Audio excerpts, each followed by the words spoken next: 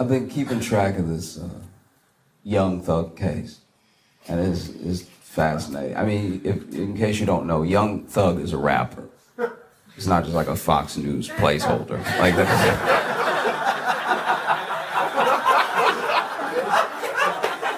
No, he's a rapper. He's a young man that does the raps, and he's on trial right now in Fulton County, Georgia, in connection with about 50 shootings in Georgia and 1 murder.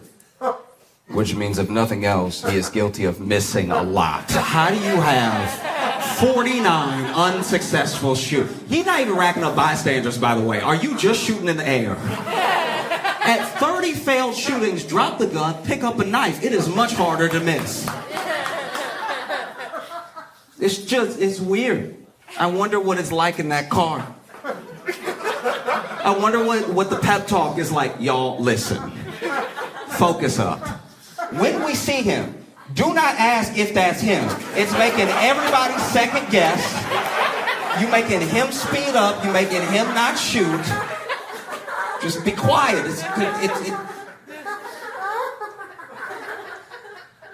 Let's see if we can do this. And they missed 30 more times. I know that's not how it goes, but it's fun to imagine. It's also crazy because this man's name is Young Thug. The last place you want to be named Young Thug is court. That's absolutely insane. For a system that loves locking up young black men to show up named Young Thug, you might as well be called Little I Did It. That's Young Thug. All right. Just blew my mind. But the person that's most fascinating to me is his lawyer. His lawyer is white, and he's like white. Yeah, he's like, you know that white where it's like somebody bleached the soul or something. Like you hit different levels of white we haven't seen before. He's the whitest person I've ever seen on camera. And his entire defense is fascinating because his defense of Young Thug is just say what Young Thug is accused of doing in his white voice, which does make it sound implausible. Because then he's like, Your Honor, my client has never busted a zip down. It's like, you know what? Now that you say it does sound ridiculous. Like, now that I hear it like that, it doesn't even sound like anybody does that. That's true. You should free this young man. I don't think I've ever heard of any. You know, this young man would never let the blicker spray. It's like, I don't even think that's real. You're right. No.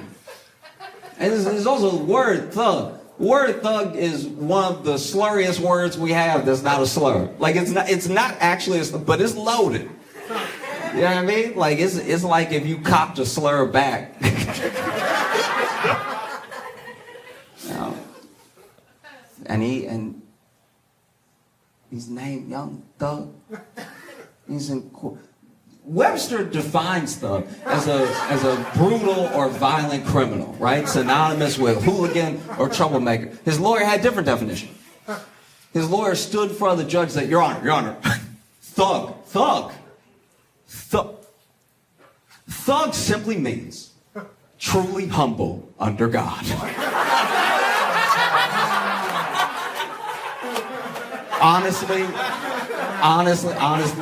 bars, all right? Like, no matter what happens with the case, you need to get this man in the booth, okay? See what else he's cooking up. Fascinating. I can't see that well. Like, I don't have the best eyes. And so I had to go to Optometrist, and we gotta mix up the test a little bit. This is archaic stuff we doing right now is not okay. Like, I get you have to just, in life you have to read, so I get having the reading be part of the test and stuff. But then when you get to the smaller letters, they're trying to trick you anyway. They're like, is it a 3 or an E? It's like, don't play with me right now. This is my future we're talking about. You know, I just wish that the test was more dynamic. Like, yes, I'll read the stuff on the wall, but also, you're an eye doctor. Come up with some new ideas. Just look at me in your office and go, if I don't flinch, clearly I can't see. You know what I mean? Just buck up at me real quick. If I don't move, I clearly need glasses. But she's an eye doctor. My eye doctor, she's an eye doctor. So you would think that being an eye doctor, you've seen people with worse eyes than me. I'm not legally blind or anything. But then I got done with the test, and she was trying to break the fact that I needed glasses to me like it was bad news or something. She was like, first of all, what is that? You know what I mean? That's for Lifetime movies. They're like that. It's so weird. So she's like, I'm surprised you can see me. I was like, that's probably the most unprofessional diagnosis I've ever gotten. And so I need glasses because I can't do contacts. I can't do it. I cannot do I cannot touch my own eye. Like, I will pass out if I have to touch I'm not a strong man. I will throw up if I have to touch my own eye. And my friends with contacts are like, it's not that bad. You get used to it. It's like, if you get used to it, then why do all my friends that wear contacts can't seem to put them in without their mouth open? Everybody I know that wear contacts, every time be going, you want to get something to eat or what? Don't act like that's normal. Everybody. Nobody has a sexy contact technique. I've never seen someone be like, and now I see it. It's always like,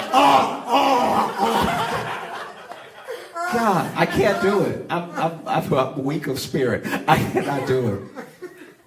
So I need glasses. And then I go to the optometrist, I don't know anything. So then I'm about to get my glasses from the optometrist. I didn't know that was a huge mark. I didn't know that was like the bottle service of glasses. It's like unnecessarily expensive to get them from the optometrist. So then I'm at the optometrist, and then she sends me out of her office to pick out some glasses. Now they got frames on frames on frames and cases and everything. They got the roller thing with the frames and everything. And so I'm looking at that. Now, I don't know much about fascia, and I don't know anything about glasses, so I need help. My doctor, busy doctoring, all right? And then the receptionist is typing. She's not helpful. So then they send this woman over to me. I don't know what she does. I think she's like an eye nurse or whatever, but she like was not busy at all. And then she comes over to help me pick out glasses. And instead of just helping me pick out glasses, instead of telling me what glasses look good on me and don't look good on me, she just started telling me what my head looked like. And that is not helpful at all. You just give me something to think about when I go home. This is terrible. So then she's like, you got kind of a Franklin, you got kind of a turtle thing going on. So yeah, we're gonna have to keep you away from the big frames so you're gonna look like Franklin. And I was like, I haven't tried a pair on yet, so now I'm more self-conscious than I was stepping in. And then this is what really bothered me. So then I was sitting waiting to see the doctor. There was a woman, middle-aged about, sitting next to me. So she clearly a patient, right? So then she starts chiming in. She starts telling me what looks good and don't look good. And I'm like, can you see though? Because you clearly waiting to see the doctor as well. Don't act like I'm... And instead of telling me what looked good or did not look good, they just told me every pair of glasses what black nerd from TVI looked like. Like, it was the most offensive. She's like, that's a little too artful for you right there. It's like, well, you look like Norbit. It's like, nobody was talking to you, ma'am. You can't see. I don't know. This is not helpful at all. And I don't think we give enough credit to people with bad eyes. You know? It's people like me that make the world interesting. It is. You look at any ancient civilization, it's people like me are the reason we have mythology. Yo, I was in the woods. And I saw a half man, half horse. Thing's called a centaur. It's like, nah, it's not what you saw at all. That did not happen, I guarantee you. You saw a nigga on a horse. And your brain could not compute. You just said, half man, half horse, my eyes are never wrong. But to his credit, we did write it down and repeat it for hundreds of years. Yo, you'll never believe it. I saw a mermaid. It's a beautiful woman, half fish, and she did the like thing, and then she went down. She's gone now, but I swear I just saw her. No, you didn't. A bitch was drowning. And you didn't help. That's what happened. Apparently that is how the origin of the mermaid came about. It's like someone in the distance on a boat saw a sea cow really far away and thought it was like a woman, but also a fish. Which means even back then, with his bad eyes, he was like, all right, she thick, I like that. All right, come swim to daddy.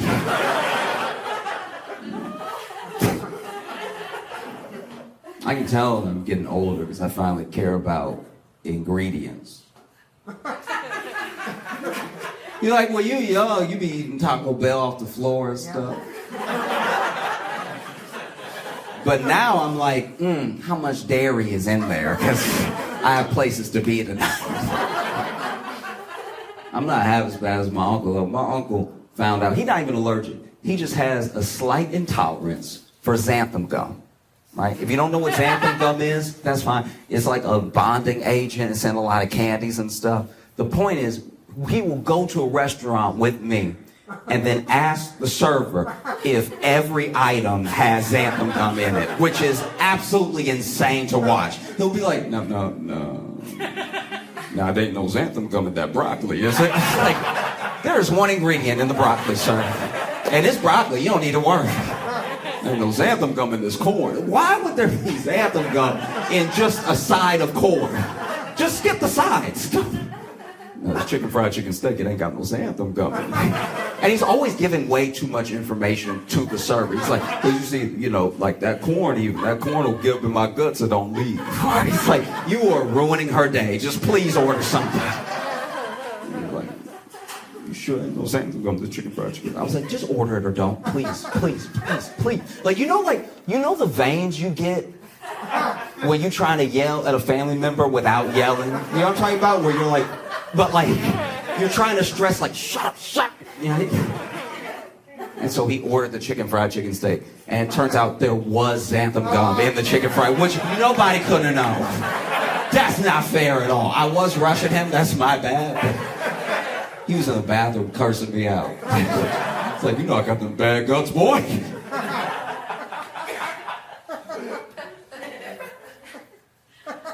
This 70-year-old woman I saw in the news in Uganda that gave birth to twins.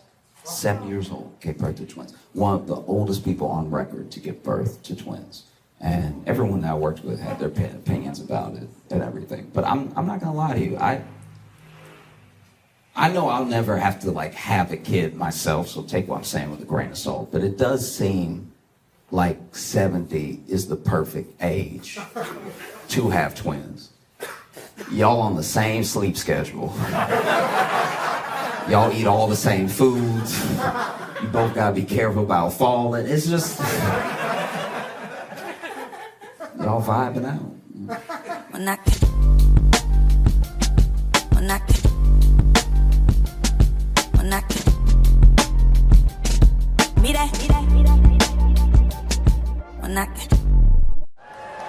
Please make it loud for John Johnson!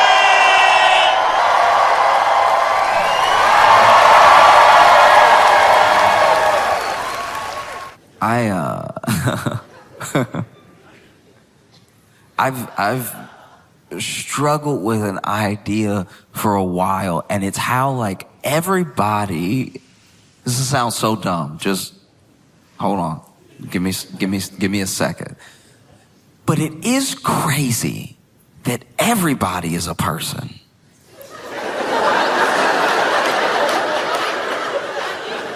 What I mean by that is when you're like a little kid and you just living your life, you go to school and then you go home and then sometimes you play with your friends and sometimes you stay in and you watch cartoons. You know that you have a life. You know that you're a whole person, even if you don't have a full awareness of yourself. You know that you go to different places and you do different things. Even when you have a new experience, it doesn't even occur to you to be like, oh no, I don't do that. Because you're a kid just experiencing the world. But there are boxes that we put people in.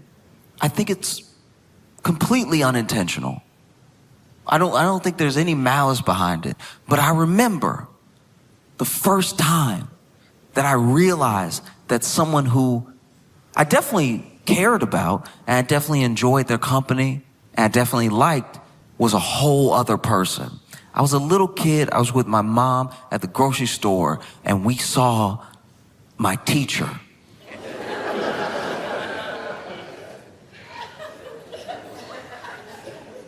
And I was shocked. I was shocked. I was like, I said it out loud. I said it to her. Why aren't you at school?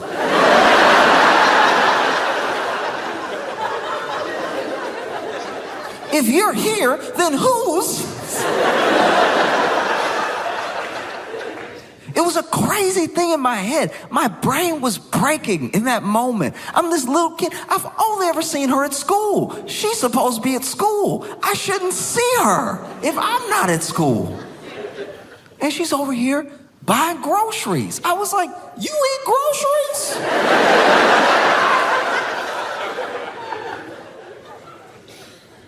This is wild. And then she was over here having a conversation with my mom. They both ignored me asking why she wasn't at school. I still had questions. And then she, said she'd see us on Monday and walked away. And in my head, I was like, Monday? It's Saturday. She's not even gonna be at school tomorrow.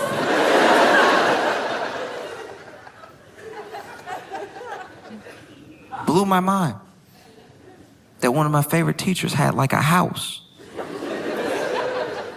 And like, I'd always heard about her husband, but I thought that's just something teachers say to like pass the time and stuff. She had a whole life. And it feels like a silly lesson to learn when you're a kid, and then you get older and you realize you have to keep relearning it over and over again because you meet more and more people and you've already boxed them in. And then they surprise you and then you think, oh, I'm a little ashamed I was even surprised. I should know from when I was like 6 that people are like, everybody's a person. But it's an easy lesson to forget because you can only sometimes see a person in a certain way. Like my friend, I have a couple friends now who they've got drunk with their parents, and it's a boundary that some people never break with their parents. Sometimes their parents are like, oh, I'm gonna have a couple drinks, but I'm not gonna be drunk in front of my son. You know what I mean? And then there are people who will always have that thing of like, oh, I don't want to be drunk in front of my parent. You know what I mean? It's like weird. I feel like I'd be in trouble. It's like, well, you're 42. Yeah, but still. I don't know. I don't want my mom to see me drunk. It's like, well, she saw you at your worst as a baby. I guarantee you drunk just brings you like one step above baby. But it was an interesting thing. My friend said that he got had a couple drinks with his dad. Now his dad was a sort of interesting case because when he was a kid, I don't know all the details, but his dad drank. And then there was something, whether it was something that happened or just like a general attitude towards drinking. At one point, his dad was like, you know what? I'm just not going to drink anymore. And he went like cold turkey sober for years and years and years, right? So he drank pretty heavily when my buddy was a kid, didn't drink until he was long out of the house. And it wasn't until after my buddy graduated college that his dad would like drink once in a while, have a drink with him. And finally one day his dad was like drunk with him. And he noticed his dad like drunk. And he was like, it's crazy because I know my dad used to drink and I can only see my dad as my dad. So knowing my dad is like an annoying drunk. I don't know. I guess I forgot he could be a whole person. Because his dad had this weird rivalry with him when he was drunk. He, walk up to him impromptu, off of nothing. They're in the backyard. And he's like, hey, he's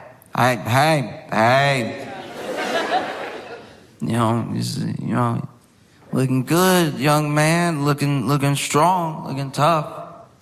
I mean, you looking real strong. What? You think he's stronger than me? What? I mean, no, do you think he's stronger than me? We should race. You want to race? And he knows that a foot race with his dad sober wouldn't even be a contest. So he's like, nah, Dad, I'm good. He's like, no, come on. If you're scared, say so. If you're scared, say so. If you're scared, the old man still got it. If you're scared, say so. Said he made it into one of the most annoying songs he had ever heard in his life. Just until he would raise him, if you scared, say so. And finally, he's like, all right, look, we'll race, fine. And he thinks if he stands up, his dad might just forget, because he's at that level of drunk where he's on a mission, but not a mission he has to complete. Y'all know that mission. This one of my favorite missions to watch people have on like a night out. Especially with like one of my favorite side quests in any night out that a bunch of ladies are having is finding one of their phones. One phone will go missing, and it will be the biggest deal in the world for 12 minutes. And then the person whose phone is missing will be like, let's just dance. It's like, all right, but you should go get your phone though. You do need to call an Uber at some point and get home. Like, we need your phone. It's like, yeah, but like later. I don't know. It's just like, I don't even care. It's like, this is my song.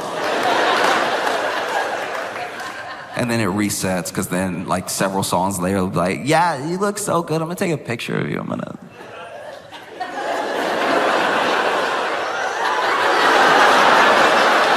Oh my God, everybody stop. Not their friends, everybody in the club stop. Everybody stop. And so this dude stands up thinking like his dad's about to be over it anyway. And he's like, Dad, I really don't want to, like, we're having a good time. Like, let's just chill out. And his dad goes, no, race me.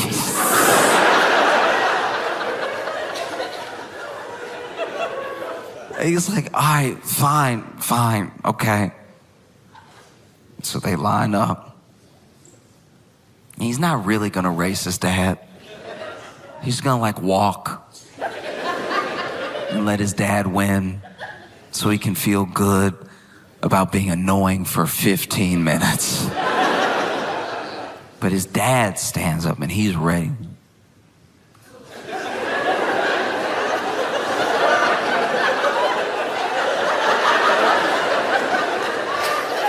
You ever see somebody look at a finish line like it's moving? Like...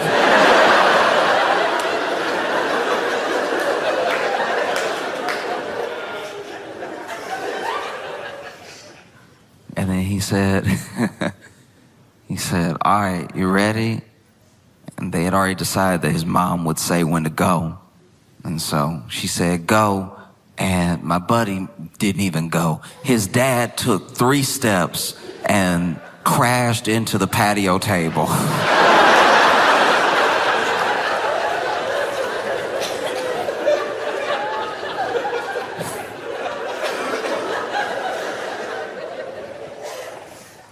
And I don't know, yeah, it's gotta be tough.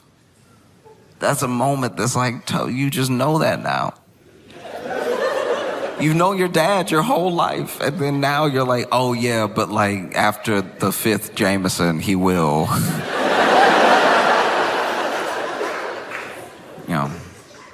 And it changes how you look at your dad a little bit, not even in the form of judgment, just like there's more information, and you see him as like a whole person. You know good, you know bad, you know arguing with him, and now you know this thing that you didn't really experience in the same way when you were a kid. Now you know.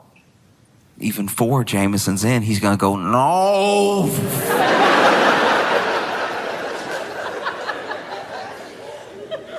Oh. Like, I don't know if it's possible to remind yourself every time, every day, that a person is like a whole person. Because we are so distant. Person to person. Like when you meet someone that you've maybe heard about, you can only go off your impression. That impression is colored by whoever told you about this person. And it's hard to remember. I try to remind myself all the time that, like, we're meeting this person. Nothing nice has been said. But I'm sure they have a dog. I don't know. Like some redeeming quality. You try to approach it like that. And, I fail at it a lot. Sometimes I let, whether it's gossip or just like a preconceived notion, take over. And then you end up being friends with this person. And you feel even worse because you're like, oh, I judged you so harshly when we met. Some of my best friends, when I met them, hated their guts. I hated because I was just like, oh, just look at his face. One of my best friends from college, when we met, us meeting was me asking him for a pencil and him going, what? And so I just turned back around. I was like, all right, jerk. Turns out he just didn't hear me.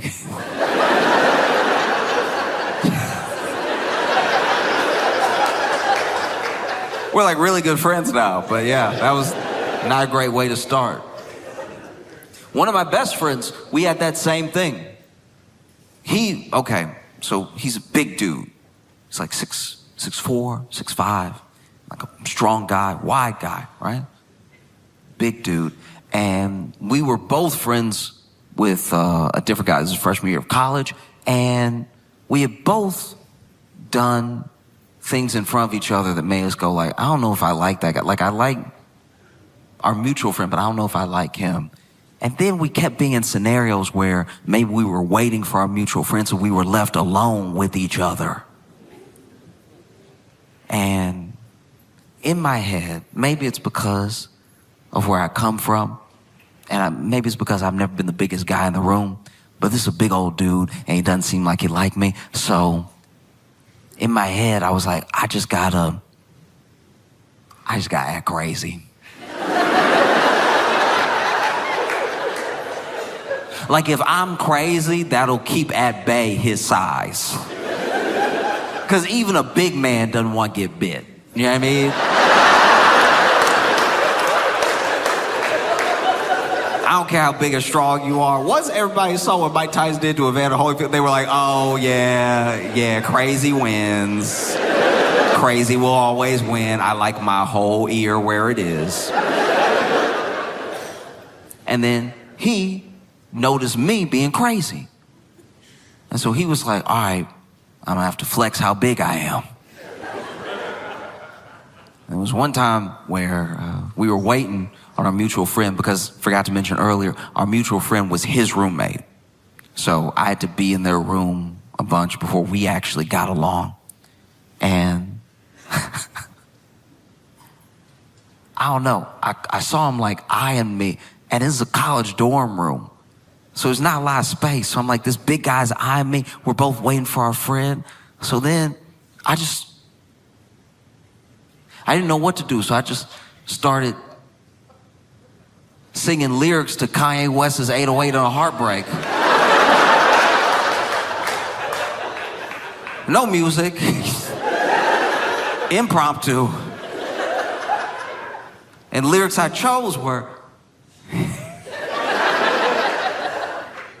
when I grab your neck,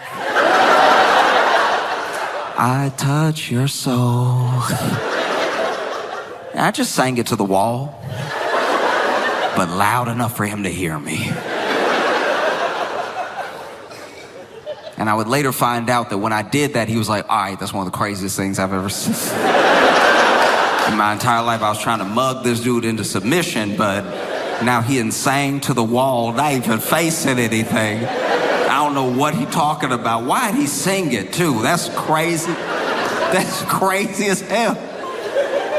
It's so much crazier to sing than it is to scream. Like if you come across somebody on the street and they scream it, you're like, all right, that's regular. If they are singing lyrics you don't know exist yet, because the album had just come out. If they're singing lyrics you don't know exist yet, get away. And so he was like, I gotta do something. I've got to do something.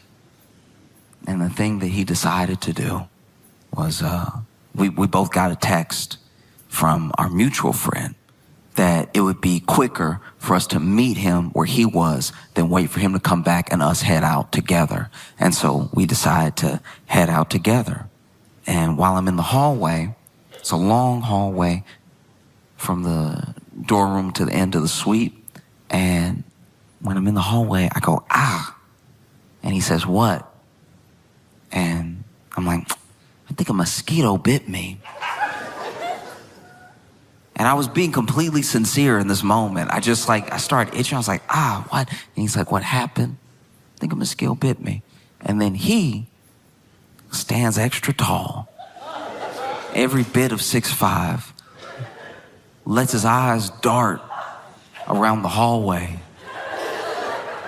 and goes, you hurt my friend! And then he punched the wall as hard as he could.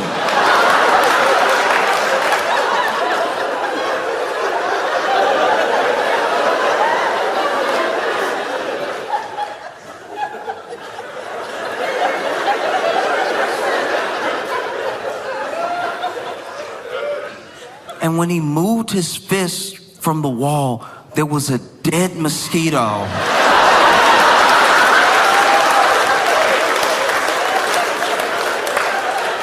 And I was like, oh Lord, he big and crazy.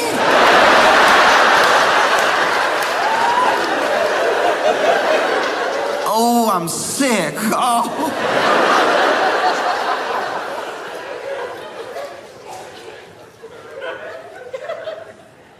And then we became best friends. We became best friends because we got to know each other. We got to know each other, and I got to know him as a whole person. I got to know how cool he was, how sincere he is, that he would do anything for his friends, including that mosquito thing. And he got to know me. And he still liked me. So we became best friends because I got to see like the whole person, you know? And then finally one day I told him about it. I was like, hey, freshman year, because when we were juniors, we became roommates. And I told him, like, hey, I just want to get something off my chest. Freshman year, when I was in the room with you and I just started singing, I was just trying to be crazy because I thought, like, you were real big and, like, I don't know, I had been bullied a lot, so I was just trying to, like, keep you at bay. And he was like, oh, that's so good to know. Which means in the time that we had become friends, he still thought, like, no, that's what he does, though. Like, that's who he is as a person. I was like, that's so good to know. Because, honestly, I was wondering what I'd have to do. I thought you were genuinely crazy. And that's why I punched that wall.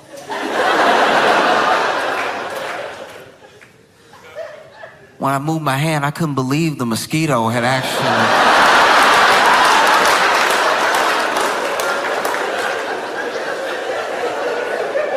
It's wild stuff. Yeah.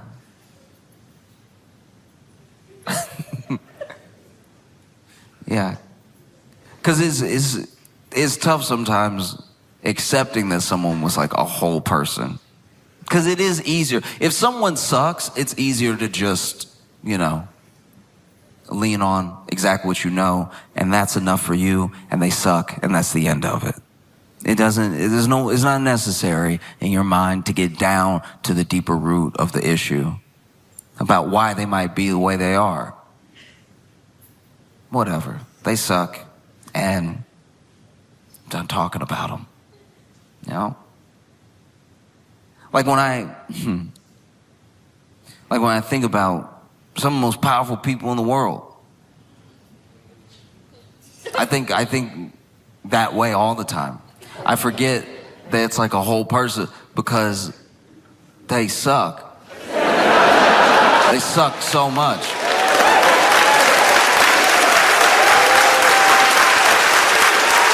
Like, I do my best to not be closed-minded about people. But the more I learn, the worse it gets.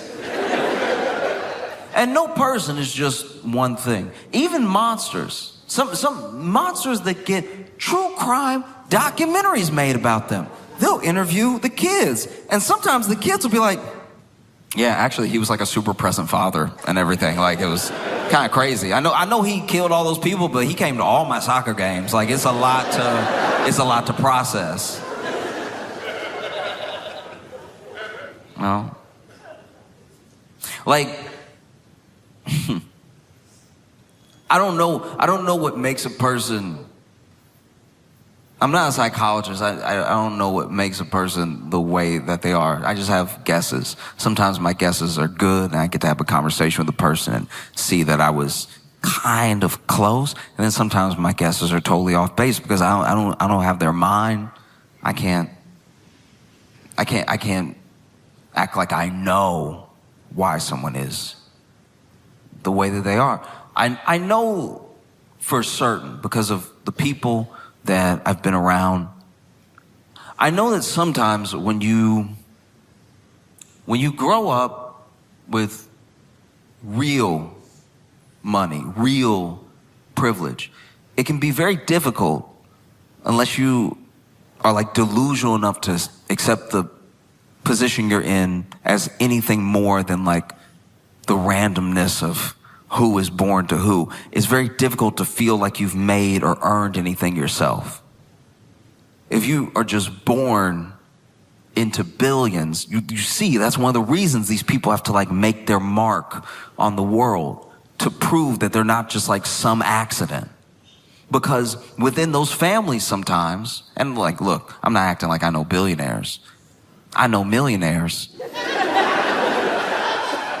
And it's a little similar, but at the same time, there are some millionaires that are barely millionaires, so they still acting like they're middle class. Even though they're millionaires, it's actually pretty sad. And then there are people that are like multimillionaires, and I don't even really know that many multimillionaires, but I know those people have at least accepted their position as people with like wealth and privilege, right? I don't know any billionaires. But I do know the people that I am friends with that work with like truly insane net worth individuals have said things like, at a certain amount of money, it's not even money anymore. It's just you moving your will throughout the world. And that is how people with that much money think. And so if you are like a child born into this thing, especially if you don't take to it the way that we imagine people will take to it, because remember, a person is a whole person, but a lot of people will have a kid and have an idea of a child before the child is ever there. And then that idea of a child is exactly what this whole person has to be, or else they're a disappointment, or else they're a failure, right? I had the idea of you before you were ever here. And the idea of you that I had was, we play these sports together. I teach you to do this thing. We go to these things. You love the stuff that I love. Those are the hopes of like every parent. Every parent wants to share the things they love with their kid, and hopefully the kid loves them too. Because as much as you love your sports team, as much as you love your favorite hobby, it'd be so much more enjoyable if the person you love the most loved it too. A lot of people have those hopes. That's common. That's normal. But this like world of wealth. They have an idea of maybe building a legacy, building an empire. And now whoever comes, whatever this child is, they will be someone who can uphold, build up, maintain the empire that I built. They're not having like a child. They're having a vessel to continue their wealth into the future. And that's got to be difficult to grow up in, because yes, you have all this money, you have all this privilege, you have access to all these different things, but there's a person looking at you like you don't even deserve to be here. And then there's everybody else that if you tried to tell them how it felt, they'd be like, oh, I'm sorry I couldn't hear you through all that money. You know, cry me a river. You ever felt a penny before? And so you see people really trying to exercise out all of this trauma in a way where they still move their will throughout the world. So then we become the collateral damage of them trying to exorcise demons because they have the access to change the world the way that they see fit. And that leaves us in a very dangerous position. And I don't know exactly how to fix that, what to do about that, but I do know it presents itself in like little moments. Small moments where you can see, oh, this is like a kid. This is like a hurt kid. You know? Most powerful man in the world. Incredibly rich, billionaire. But this is a kid. This is a scared kid. This is a hurt kid. This is an angry kid. And I'm not saying that takes away all the damage, all the things that are being created by what this kid is doing. But like, I see you differently now. Like, in theory, I should be scared of you. I should be worried about what your next move is going to be. I should be worried if you're going to send someone to hurt me or my family, because you could do that. You're a very powerful person. But then things happen. And I see you react like a kid. And it's weird to see you as a whole person, you know? Like, I'm not going to, how do I put this? I could tell Trump was hurt by that South Park episode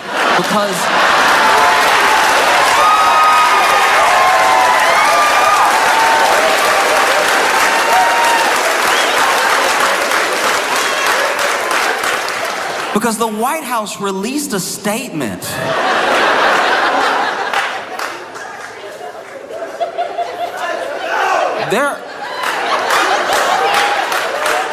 There are school shootings where the White House doesn't release a statement. The White House released a statement. They were like, hey, look, South Park hadn't been relevant for a while now anyway. Nobody even watched. Ain't nobody crying. Nobody hurt. No. Like, I've watched... I watched Trump go to the Fed. He went to the Fed and he was with Jerome Powell. Now, Donald Trump put Jerome Powell in that position, all right? Donald Trump made Jerome Powell Fed chair, right? And now Donald Trump can't stand Jerome Powell and doesn't know who appointed him.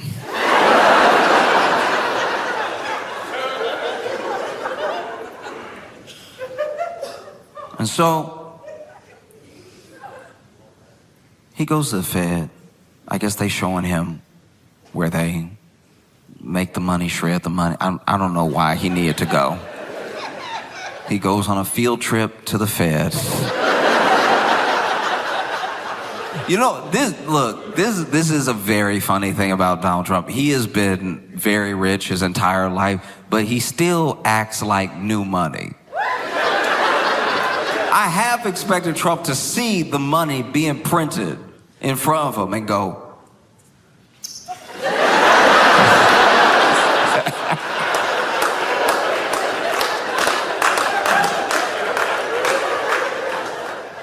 but this dude he's at the Fed with Jerome Powell, and look, you can say numbers. You can say numbers in whatever order you want. No, you can say numbers and he can say more numbers. You can say numbers, that's your right to say numbers however you see fit. Whatever numbers you like, you can say them in 4, 3, 3, 4. You can do whatever you want. Numbers are there for you to play with. Numbers serve at your pleasure, right? Say whatever numbers you want in whatever order you want, whenever you want.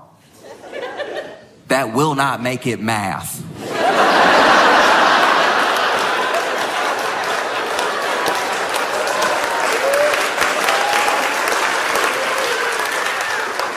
And so Trump is talking to the media, and he just like throwing out numbers. He's saying numbers, right? Just, numbers, good numbers, and some bad numbers. Let's get those bad numbers out of there. Good numbers, more numbers, extra numbers, right? And quickly, almost immediately, Jerome Powell is standing off to the side, and he goes, oh, no.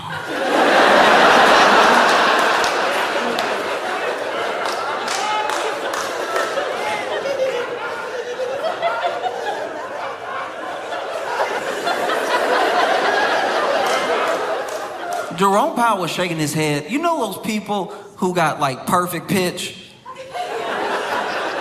Jerome Powell was shaking his head like somebody with perfect pitch going to karaoke. Like it's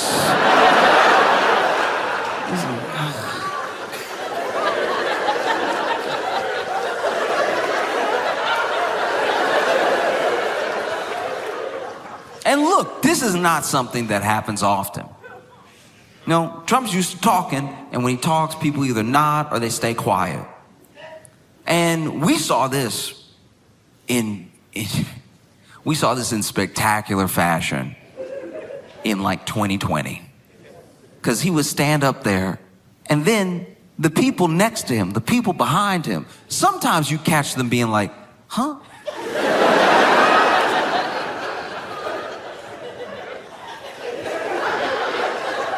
Like they were still trying to process what he said. But then he would just be talking. And sometimes he'd even turn to them, look for some confirmation. What do you think about that? And then they would be like, we'll have to check. I've never had the taste of bleach in my mouth, but...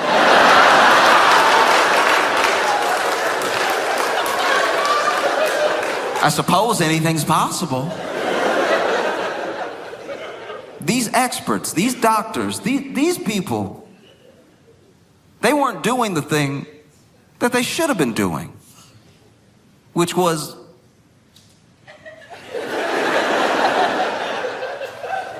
because he didn't just shake his head. He said it. He said it out loud. No, no, no, no, no, no.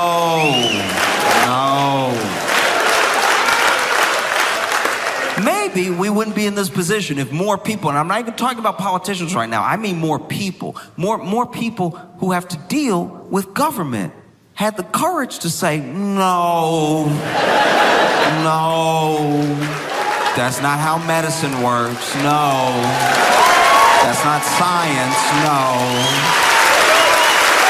that's not English, no, no.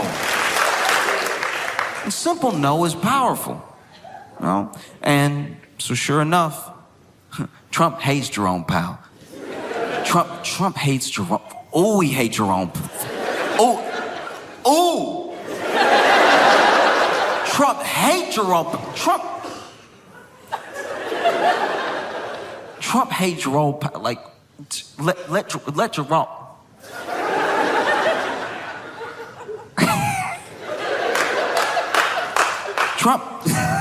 Trump hates Jerome Powell, so he hate him so good.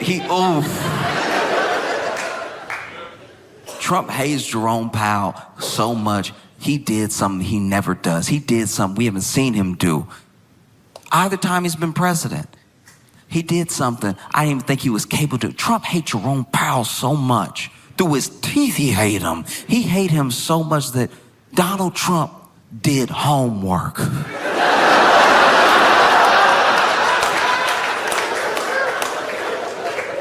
Because he was saying the numbers, and he was saying the numbers, and he was saying the numbers, he was saying the numbers. And then Jerome Powell went, no. And even Tim Scott was next to Trump, nodding and saying yes, while he was saying no. Yes, with those big teeth, saying yes, swinging those teeth, yes. But Donald Trump heard Jerome Powell's no, and it was almost like he had practiced this. He was ready. He hates Jerome Powell so much. Ooh, he hates he hate him. And so he goes, huh? What? No. Oh, well, I have the paper right here. And then Donald Trump pulled out a piece of paper and handed it to Jerome Powell like it was checkmate. I had never seen this man prepared in his life. Usually, when Trump has a chart or a piece of paper, it's because he already has a point he's trying to make, and he's just using that to illustrate. Trump has never had a Trump card.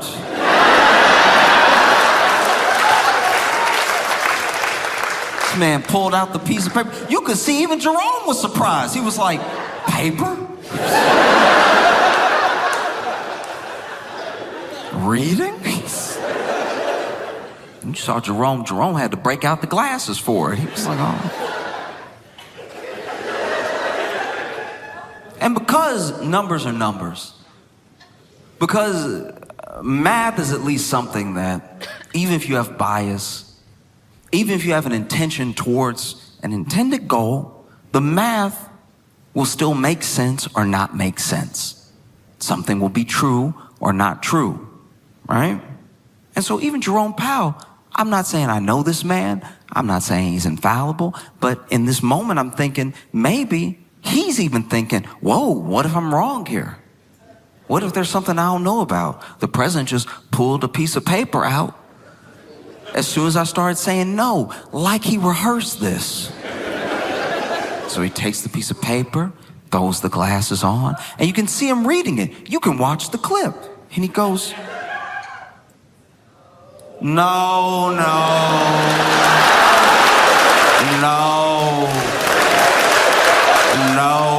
this old, no.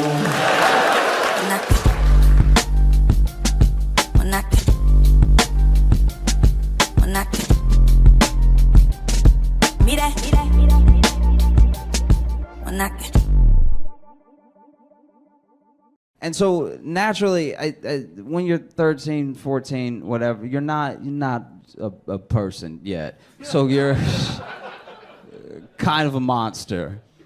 And it wasn't long before I came home reading Craigslist every day before I decided to get involved. And so I started just like starting these correspondence with people, you know, like on misconnections or what. I pretend to be the person that they had the conversation. So I was like, yeah, baby, I got one eyebrow and the other one coming in, you know?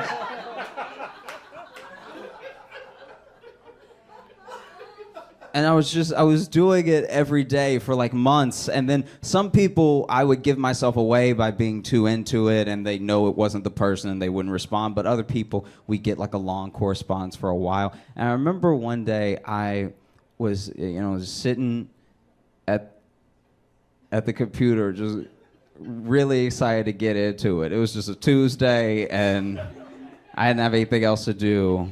And this was a 2-hour window day, not a 1-hour window.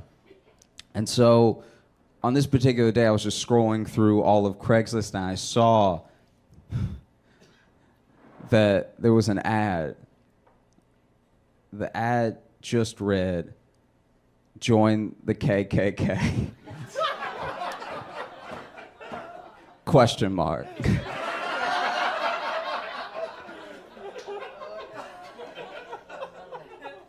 And so naturally, I was like, dope.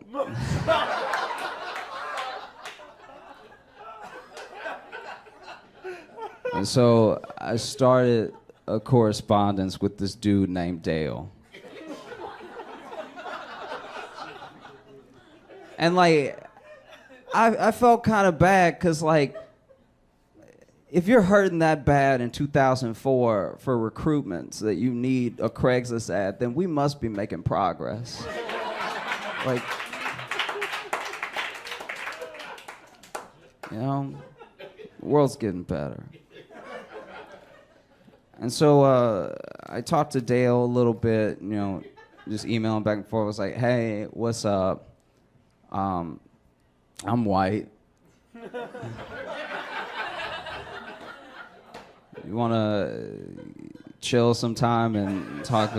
And by chill, I don't mean the way black people use chill. I mean actually go somewhere cold and hang out together as friends.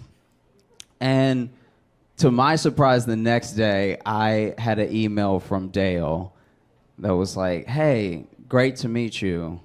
You seem like a cool guy. And all of our correspondence for the first couple days was like the most basic, just like, oh man, you like Star Wars too? So do I as well. Like I couldn't be natural on the thing. Like I was so nervous every time I typed. But then once we really got like a rapport built up, he was like, we should meet. I want you to meet the brothers. And I was like, that sounds great. And I grew up in Alexandria, Louisiana, which if you've never been there, don't know what it is, you're doing fine. So I guess you don't need to. But there's this bar called Finnegan's. And I was like, hey, Dale, look, just meet me at Finnegan's and we'll sit down, we'll have a chat and everything. And then if you really like me, you can introduce me and the other brothers and we can all be a family. And so the next day comes, and naturally I don't show up. I don't want to die. I was never going to... That'd be insane. No. But he hits me up the next day after school. And I should point out that, like, for 2 weeks, I was running home mainly to talk to Dale. I wasn't even reading Craigslist anymore. I had 6 friends, and Dale was one of my best ones.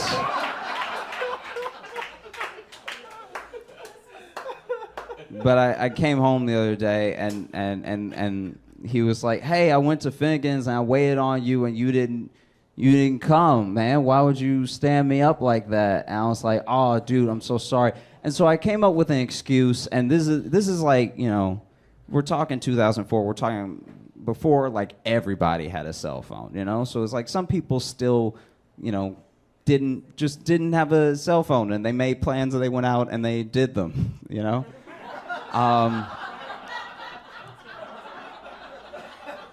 And so if there was a hiccup, you just had to roll with it because you couldn't just text someone like, hey, I'm totally not going to abide by the plan now. I've chosen a different plan. I'm letting you know now. So for a week, I just like kept getting Dale to eat and shop alone. Like, and each time I had a great excuse. Like each time I was like, oh, my mom fell, and like I just had to be there with her and everything. And every day he understood, and he was like, you know what, you did the right thing, brother. You know.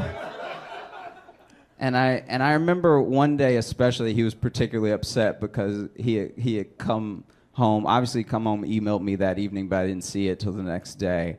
And he was like, you never came to Target. I was in Target by myself for 3 hours. I bought a popcorn maker. I don't even need a popcorn maker. I was just in Target by myself and bored, and I was waiting on you. Now I got a popcorn maker in front of me, and what are you gonna do about this popcorn maker? And I was like, bruh, I'm so sorry. And by bruh, I do mean shorthand for brother, not the way that black people use it. I'm so sorry. I just my girlfriend, she tripped. And it was always women falling. Like, I'm surprised that he never caught on. Every time it was like, oh yeah, my great aunt just hit a stair. Or like just the worst lies. Because a 14-year-old idiot. And even now, I'm like, wow, like, I was alone with a computer and I just catfished the Klan. I can't think of anything dumber or more porn would have been better. Porn would have been normal. You thought you were about to hear a story about porn. And instead, it just took a wild turn. And then finally, after, I think it was a week and a half, he was very resilient. They must be hurting for numbers. Because after a week and a half, he was finally like, okay, you know what? Ball's in my court now. I'm going to set a time. I'm going to set a place. And if you don't come, then don't ever talk to me again. And I was like, fair enough, okay? You've been so patient with me. I really just want to be part of the brotherhood. Just let me know where I need to be. And then he picked Finnegan's again. There's not that many places to go in my town. And naturally, I didn't show up. I didn't hear from him again. And I've noticed this trend online that's kind of disheartening, where like now people are being called racist, but for like nothing. Like actually not. Like I'm petty, so I'll read the whole thread, and I finish the entire thread. I'm like, oh, that was it. I don't even think that's a thing. Like, oh, you said this, you tweeted this one thing one time, you must be a racist. Or like, you voted this way, you must be a racist. You're a whole racist by a person who doesn't know you. And I'll tell you, as like a black dude that grew up in the South, I don't think you're racist until you go to your second Klan meeting, all right? Like, look.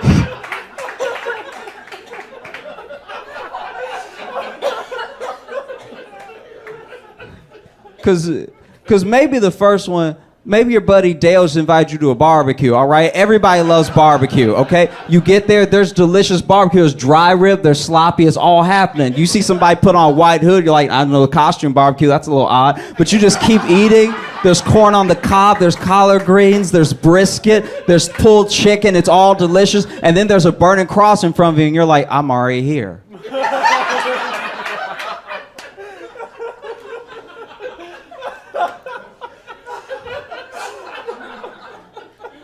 I say this because it happened to my friend Jordan, okay? He accidentally went to a Klan rally because without knowing what I was doing, my buddy Jordan, who was about 3 years older than me, actually met Dale. And got invited to a barbecue. Turns out Klan rallies don't just start, they ease you in with a barbecue. And he was like, I know what to do, I ate all the food, I can't miss the meeting.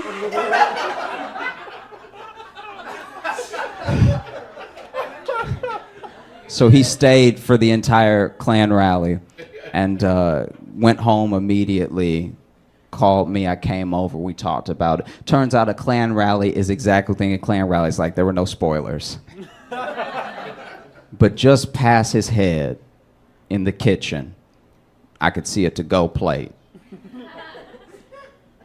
And I was like, Jordan, are those Klan ribs?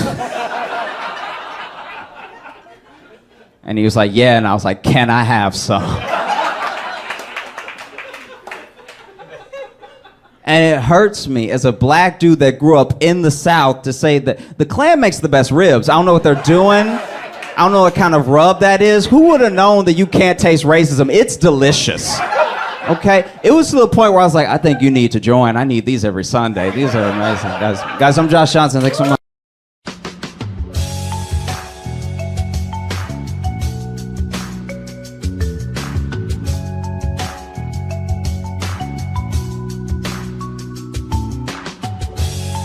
Welcome to the Josh Johnson Show. Josh Johnson, joined by my co-host, fellow stand-up comedian Logan Nielsen. Logan, how you doing, buddy?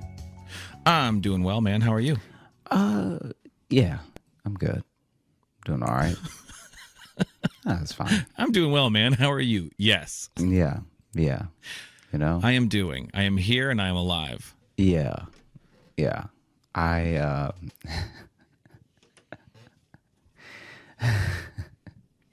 Okay, so, and this is not, I understand this isn't gonna resonate with a lot of people, but have you ever, one second, sorry.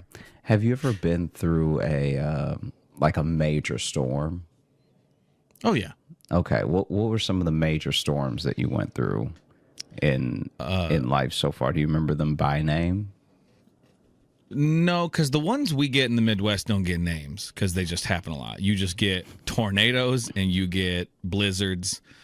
There was in Chicago, the polar vortex. That was a big one because that was where it was like crazy cold, like a lot of snow, but also like the coldest it had like ever been in like 100 years or some shit. But so that's the only one that had a name. But otherwise, out here it's just like reason to get in basement is what you that's what you get around here. Yeah. Okay. I feel like they can't know that stuff. They can't What do you know mean? it's like the worst storm in 100 years and it hasn't been this cold. It's like whenever they say that, I'm like, what are you going by? Like, I understand. Records. They have records. Yeah, but I'm telling you, man, I don't really trust our Doppler Numbers? radar Okay. against Okay. like someone who was just using like a regular mercury thermometer back in 1902. Well, they don't always go with that. But I mean, thermometers haven't really changed in how they work. So if it reads -7, it's -7. Like that's not No, just no. because it's digital doesn't mean it's different. I understand, but you can't tell me that the first thermometer that somebody made, they thought to Right. go negative. Well, Do you see what I'm saying? That's all I'm saying.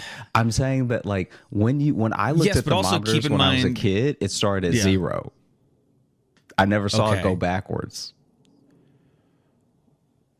sure, but also the question is, we're using a Celsius thermometer because that's different too. Yeah, but they still tell us in Fahrenheit. Right, I know, but I'm saying it would make sense if your thermometer ended at 0 if it was Celsius because that'd be freezing in Celsius. Yeah. Listen, I understand the point you're trying to make. You're an idiot, but No. You do this all the time. Whenever I'm like on to something, you're like, Yo, you are not onto something. Your thing is dumb, but I somehow don't have a rebuttal.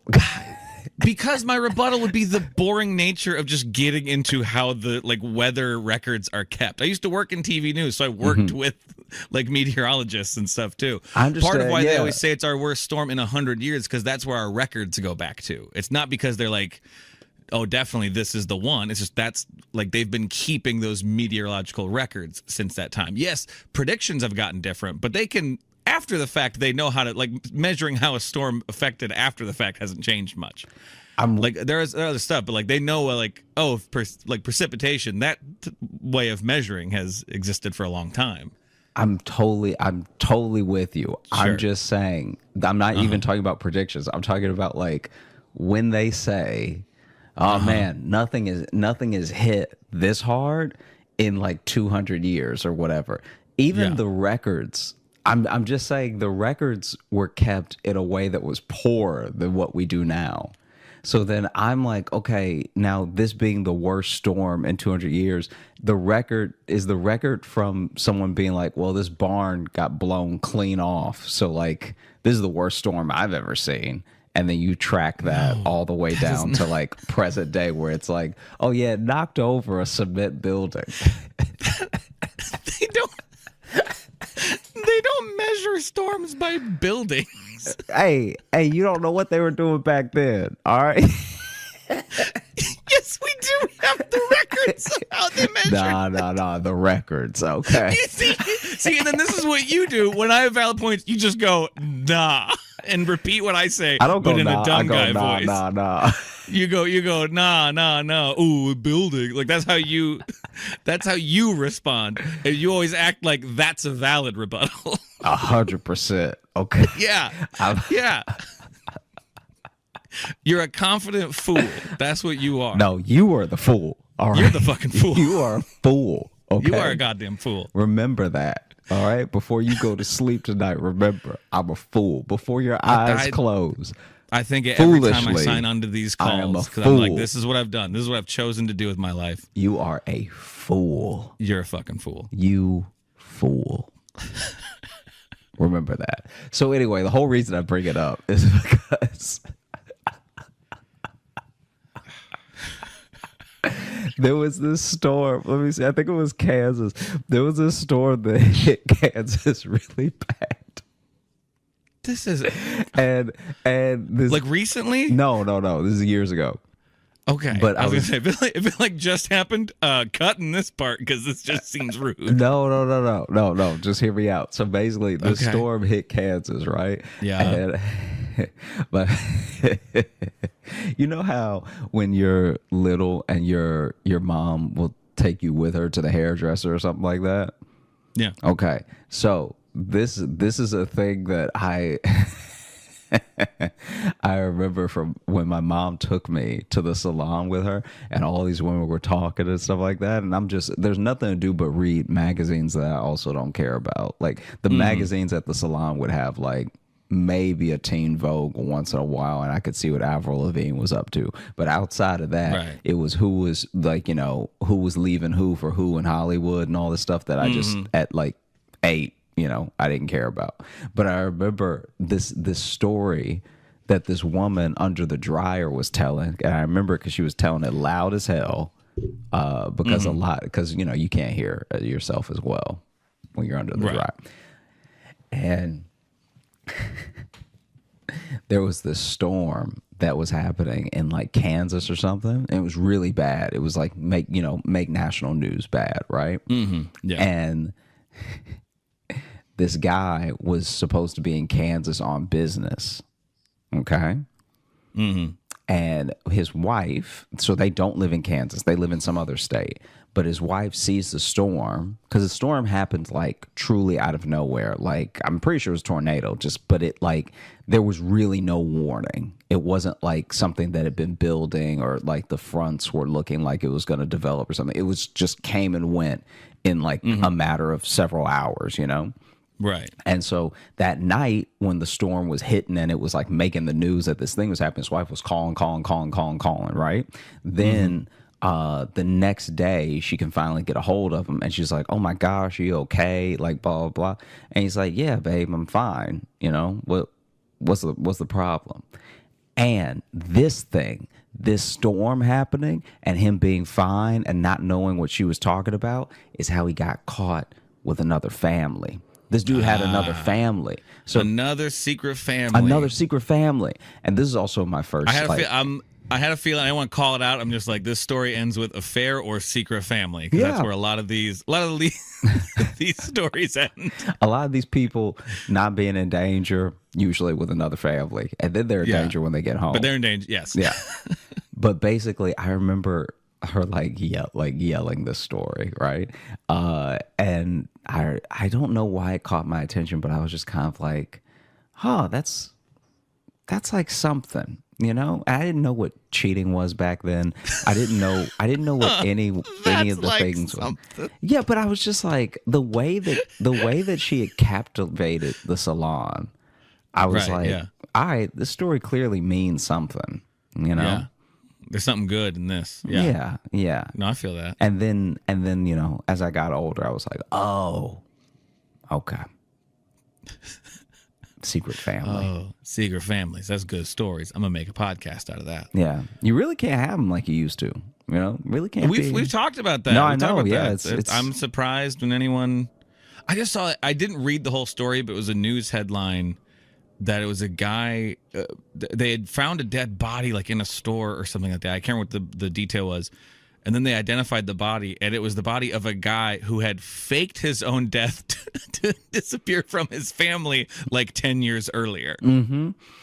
Mm-hmm. I saw that when I was just like, man, it's hard to fake your own death and disappear too these days. Like that's yeah. It not only that. Do you remember that Runaway Bride from like 2005? Oh, vaguely. Yeah.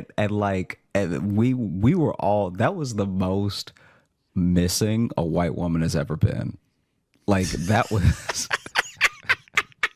that was truly wild, because I remember it must have been her family that paid for that billboard, but they did something initially that was big. I remember because they used to always cut to the billboard when they would do the story.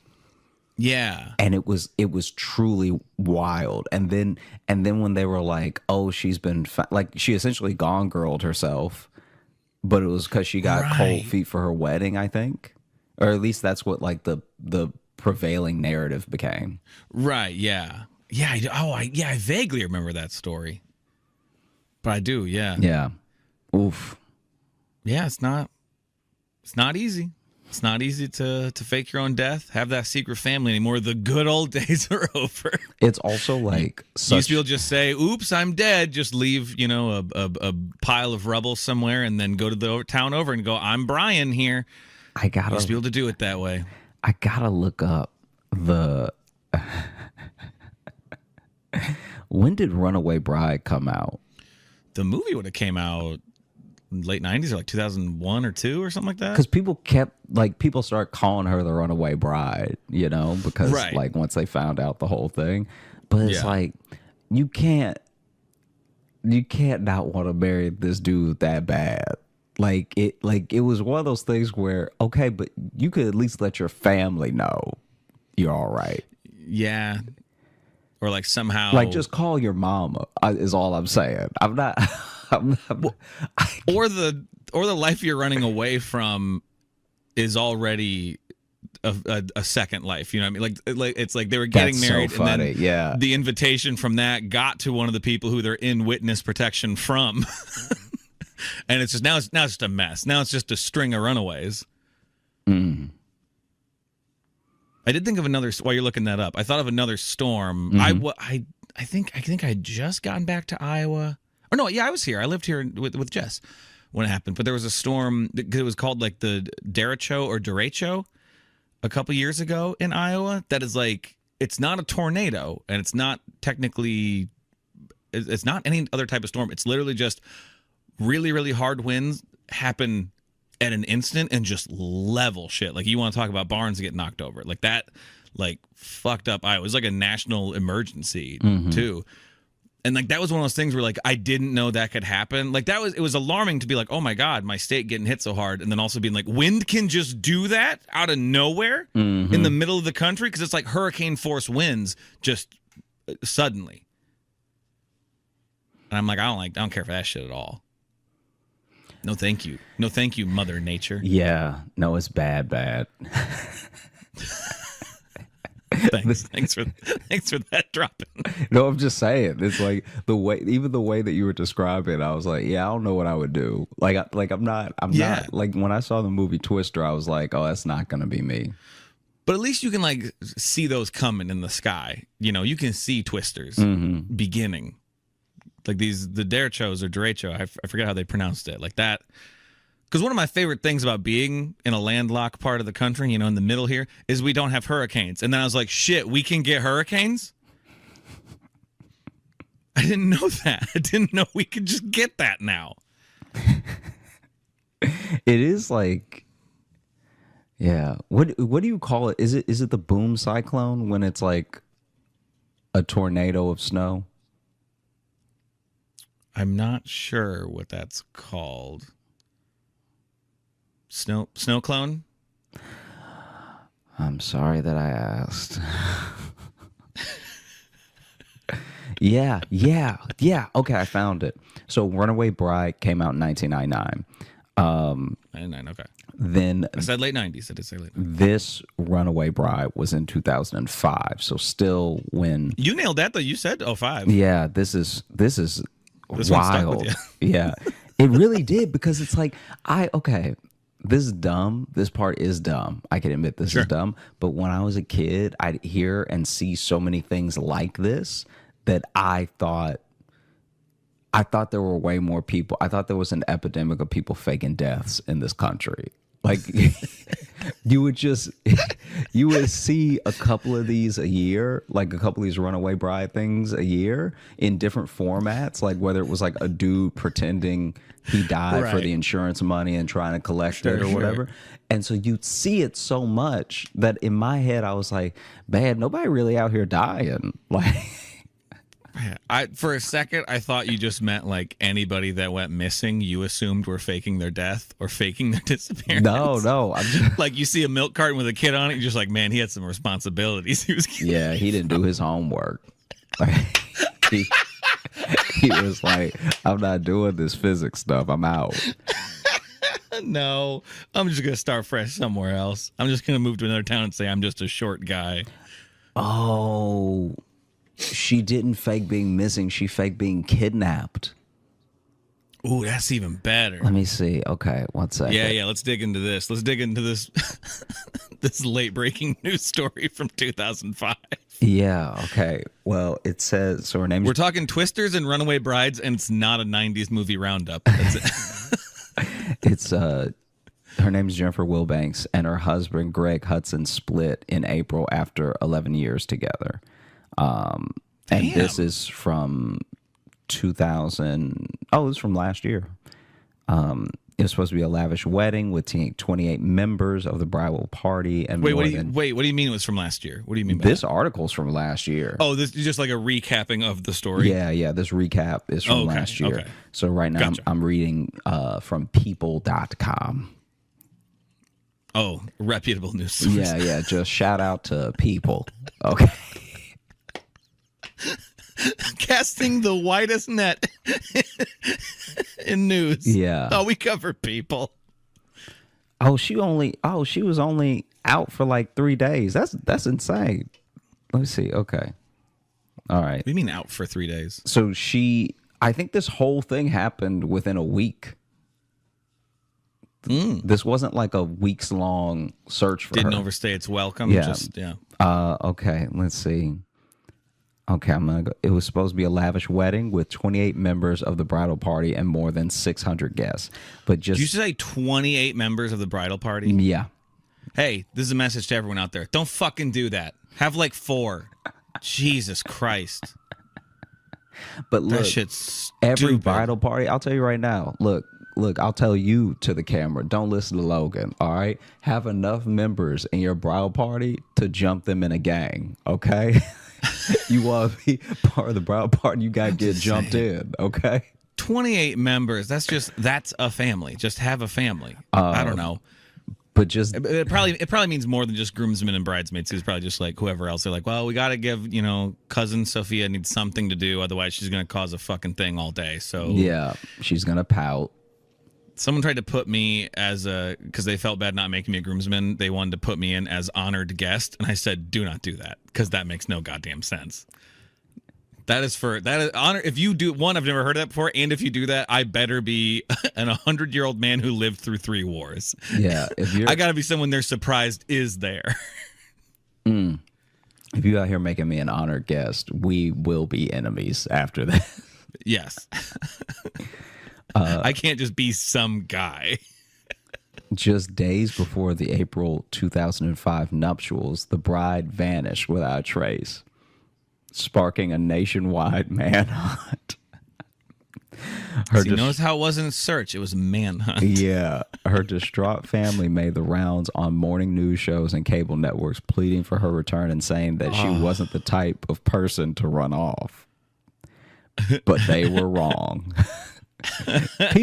People knows how to like tell a story, because what people will do is that they'll leave you on a cliffhanger in the paragraph, put an ad. So right in the middle of she wasn't the type of person to run off, there is an ad for a Grinch hoodie for the holidays. And then as you scroll past the ad, but they were wrong. Well, you'd hope they know how to structure it. They've had 17 years to cook up this article. Yeah. Jennifer Wilbanks, then 32, was found 3 days later in Albuquerque, New Mexico. She claimed she had been kidnapped by a Latino man and a Caucasian woman while she was out for a run.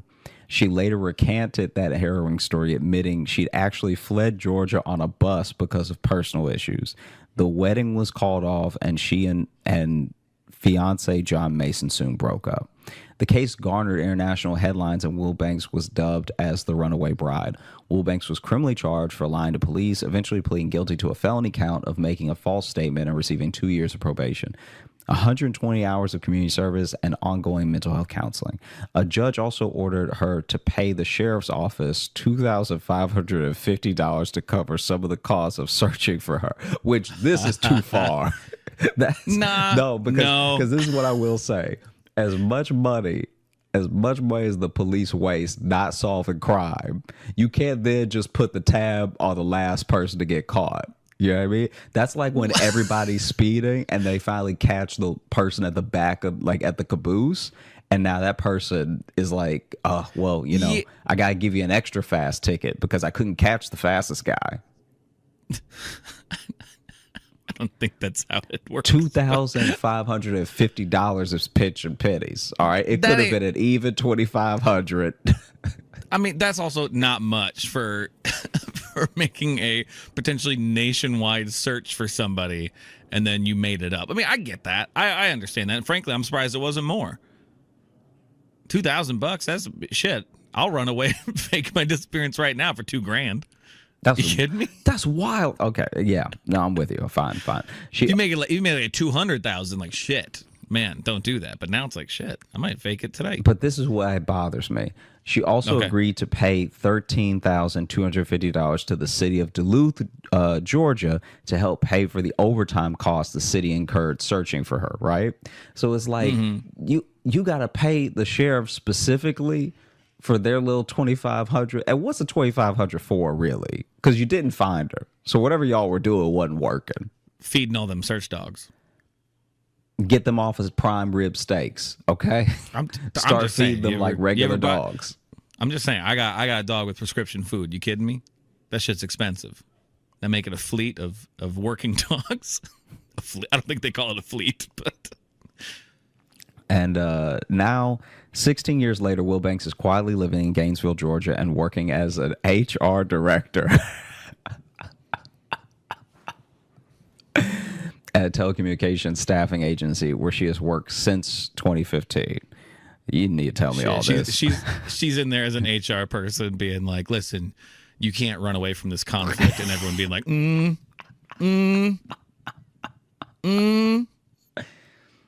Can't I? Can't I, though? I feel like I can at least for a couple days. Don't you think, Steph?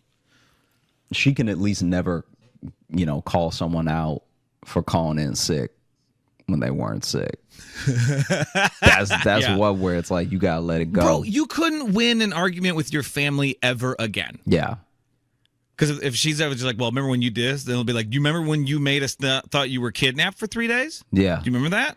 And not to mention the wedding we fucking paid for. Not just 3 days. That didn't happen. 3 very important days. You didn't just get kidnapped on a Monday. All right. You pretended to get kidnapped while we were all gathered there to celebrate you. All gathered there with rented clothes. Yeah. And then we had to go searching for you. Nobody owned the pants they searched for you in. Yeah. No one had a search tuxedo. No one's got one of those ready to go. And if you do, you're a murderer. Okay. If you do, you got bodies. Yeah. Okay. Wilbanks fell in love again in 2010, this time with Greg Hudson, who owned a landscaping company. The couple got married, but people has learned that they quietly divorced in April. According to they still got married? No, this is a different guy. Oh, different guy. Yeah, okay. Different guy. And when did they, not to go through all of her shit again, when did they get married? I'm sorry. They got married in 2010. So it's like, you got 10 years in there. That's not right. That's not bad. Yeah. According to online court records, Greg Hudson filed for divorce in March and uncontested dissolution of the marriage. The divorce was finalized 30 days later, and the couple's assets were divided. As for the runaway bride incident, this article is way too in their business. I really hope that they never come. Like, when you think about it, this is a regular person. Listeners. This is a regular person. This is a regular person. And so the fact they went this deep on like a regular person is wild. They can get in all of our shit. Mm-hmm. That's too much. That's too much. Even as I was especially the other reading guy, it. he wasn't even there from the Runaway Bride thing. He just showed up later. Yeah. He showed up later, and then you know what? He didn't run away. He filed for divorce like a man. Mm-hmm. He walked up to her and said, "I'm done." Yeah. This is going to be hard, but I'm going to say it to your face and save you the trouble of thinking I've been kidnapped. Look, I'm not even wearing shoes, so you don't think I'm going to run anywhere. Mm-hmm. Barefoot telling you to your face, this isn't working between us. Yeah. Shame, man. What is? The, like, I can kind of, for years on the, like, I've only thought about this thing 3 times in life. One, when it was happening. Oh, this specific This story. specific story. One, when it was happening. Once, maybe in college when somebody mentioned it, because we were all kind of like, oh, yeah, whatever happened with that, right? Mm-hmm. And right now. And yeah, and I'd say that's one more than I've thought of it. Yeah. I didn't have the time in college. Even thinking about it now, I can honestly say I feel bad for anyone that feels the need to like just escape. Yeah. Just not deal with the thing and escape. But the way that you go about it is like, it's so like, I don't know if there's a different scenario that plays out.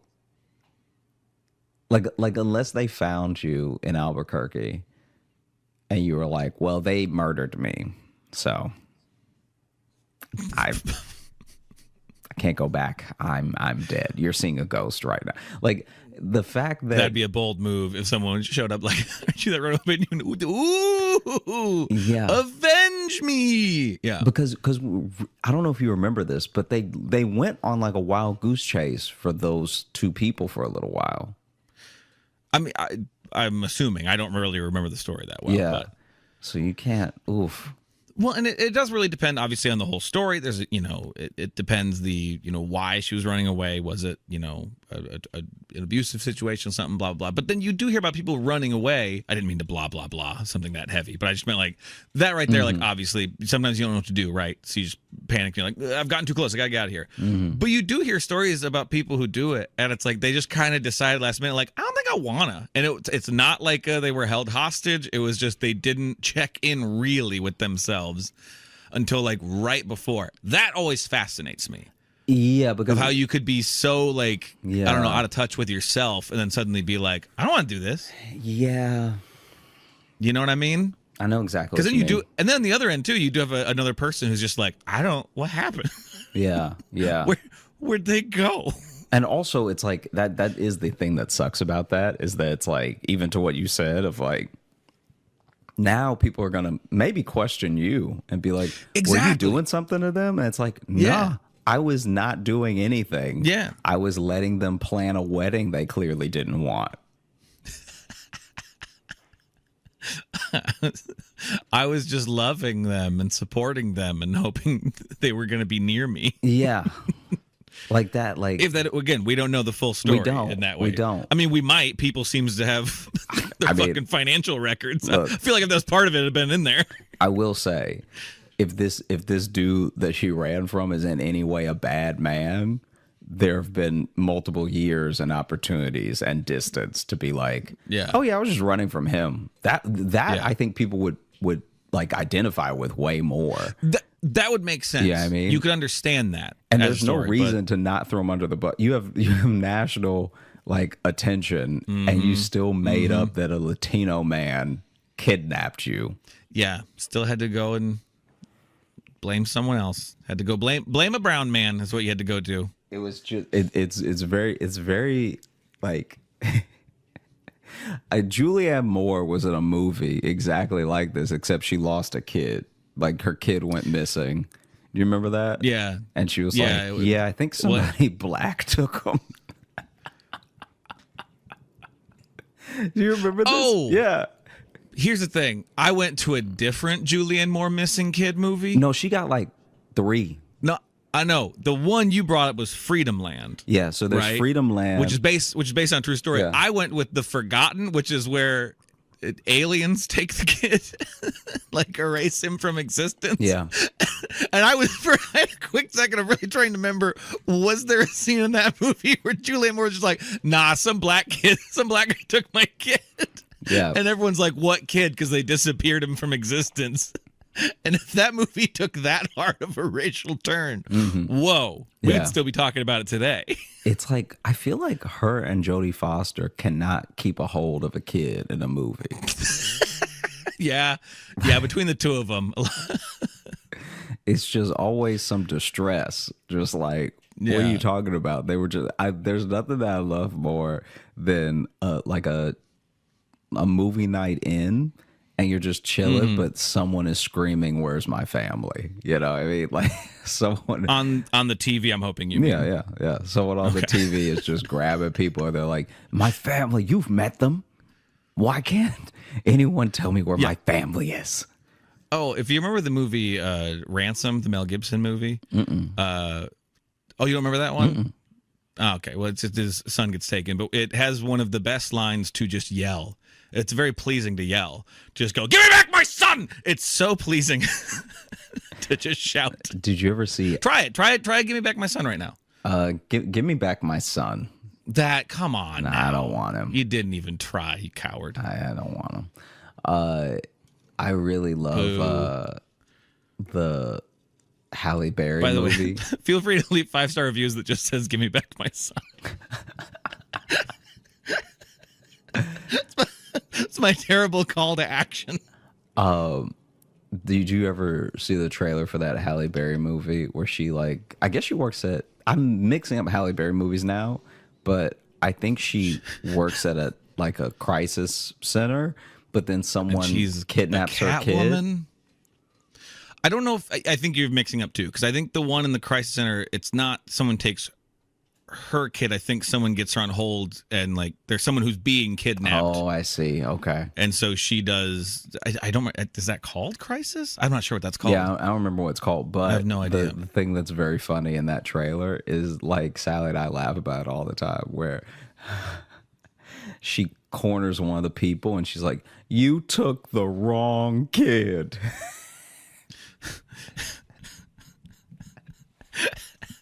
As if there would have been a kid, she'd have been fine with them taking. It's like there's a kid that's like, nobody really likes Tyson anyway, so.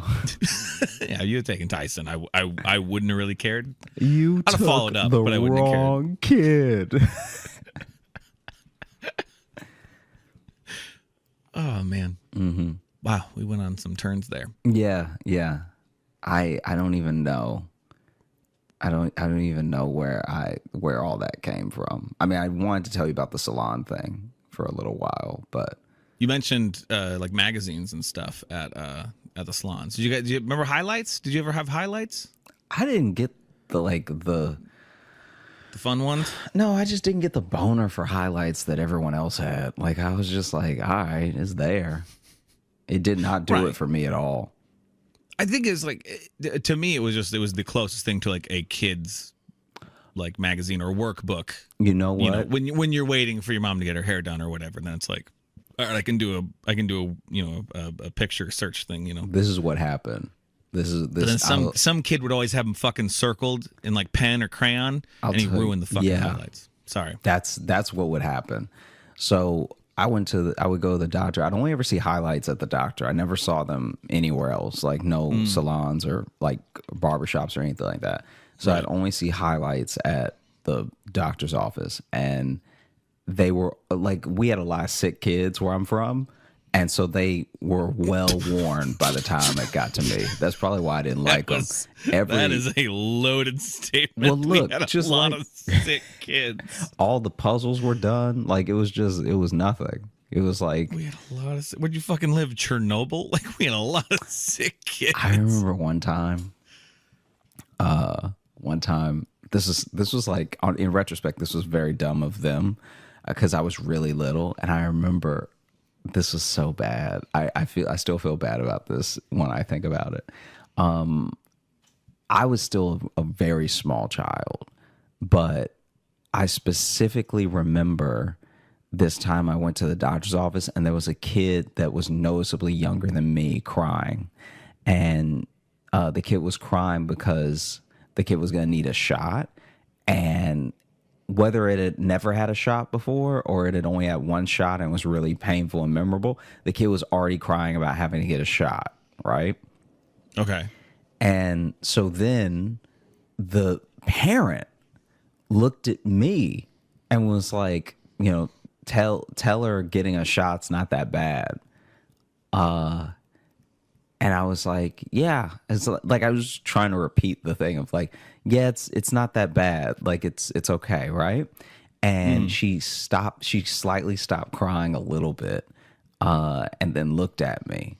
And the mom was just like trying to get me to vamp about how shots weren't that bad. But I don't know, because I'm also like a kid, so I don't know what else to say. Like the first thing I said was just repeating what you said, you know? And so then she's like, oh, come on. And so I was like, yeah, it's quick and it's over, you know, really fast. And she's like, really? And I was like, yeah. I have to get them sometimes, like for medicine, or like I just start talking, right? But now she stopped crying. So now the mom is just like nodding and smiling and everything. And then I can't remember what I said, but out of nowhere, I was just like, yeah. And I mean, the last shot I got, the needle was only this big. And like, I have no. For the listener, Josh held up a very wide space between his fingers. Yeah, I just held up my fingers further than my head is apart. Which, if you're a little kid, would like go through your arm. Yeah. And so then I was just like, yeah, it's only like this big, and her eyes got wide, and she freaked out, and started screaming and crying more than she was before. And the mom, like, she wasn't rude or anything, but she looked at me like, you were doing so well until that last thing, which is Didn't also stick like the landing there. which is like I just let it weigh on me, because even my mom then jumped in, was like I think she put her hand over my mouth or something like.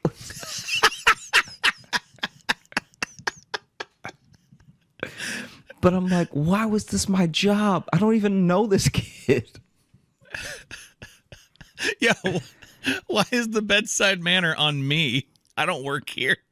I was low-key furious about it, because I was just like, what am I supposed to do? Yeah. Yeah, it's weird to put that on you. Mm-hmm. Oh, it was horrible. I still think about it sometimes. Anytime I see like a little kid cry in public, I'm like, oh, I did that once. Like I made that happen to someone. I one time they were trying to get, I don't remember if it was like a checkup or if I was sick with something. They were doing blood work. I don't remember exactly why I was there. Oh, I think I had like strep throat or something. I think I was pretty sick. Mm-hmm. And so they had to take a blood sample, but I was so dehydrated they couldn't get enough blood out of me. They couldn't, so they had to stick me like 8 times. They had to do like several times in both arms, and then they had to go. They had to go to the veins in my hand. He took his headphones out.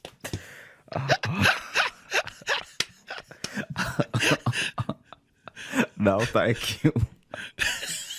I'm done. Ooh.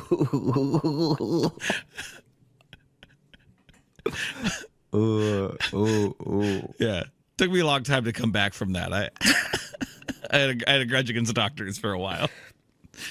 Oh. Yeah. Oh. I'm sorry.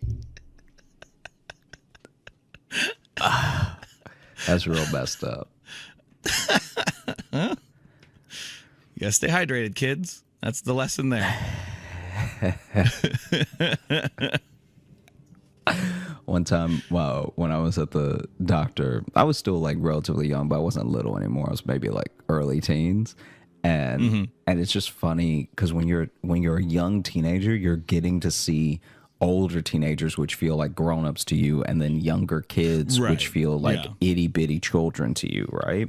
So like you actually, I don't know how to describe this exactly, but when you were like 13 and 14, you have this feeling in life that you actually don't have again until your 20s, where when you're in your 20s, people in their 30s seem like real adults to you, and then Right. anyone younger than you seems like a little kid to you.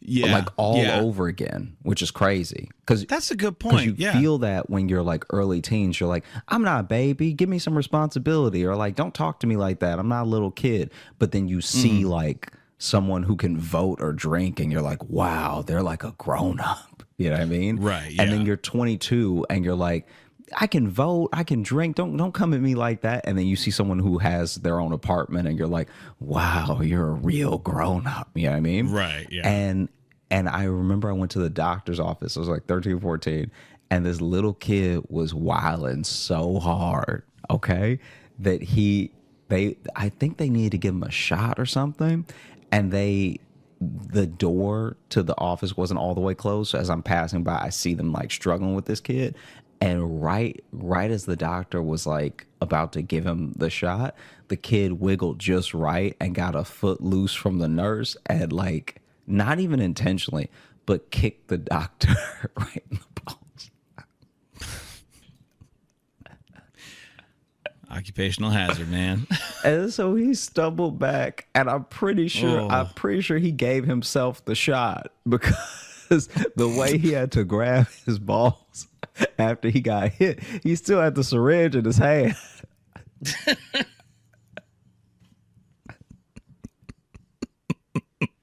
So that dude got kicked in the balls and a shot of penicillin at the same time. Well,